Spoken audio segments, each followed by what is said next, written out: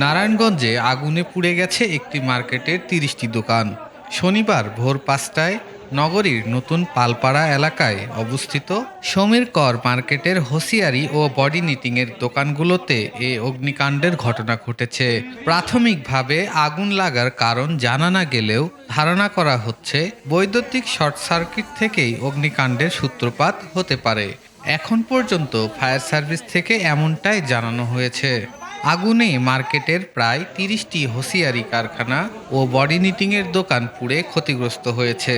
খবর পাওয়ার সাথে সাথে ফায়ার সার্ভিসের ৫টি ইউনিট ঘটনাস্থলে পৌঁছে ১ ঘন্টার চেষ্টায় আগুন নিয়ন্ত্রণে আনতে সক্ষম হয় বলে জানান নারায়ণগঞ্জ ফায়ার সার্ভিসের উপসহকারী পরিচালক আবদুল্লাহ আল আরিফিন। তিনি জানান, এ ঘটনায় কোনো হতাহতের ঘটনা ঘটেনি। প্রাথমিকভাবে ৩০টি দোকান পুড়েছে বলে জানা গেলেও এখন পর্যন্ত মোট ক্ষয়ক্ষতির পরিমাণ নির্ধারণ করা সম্ভব হয়নি।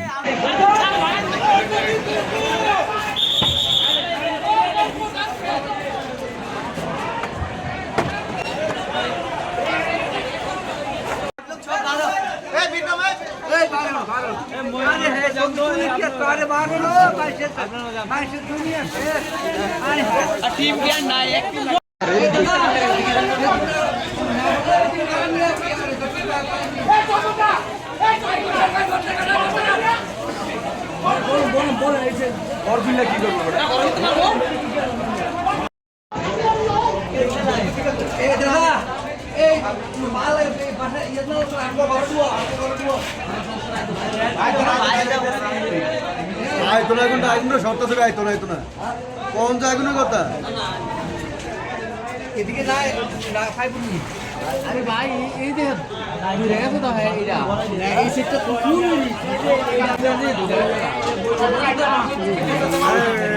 এই নন্দদা বাস করতেছে।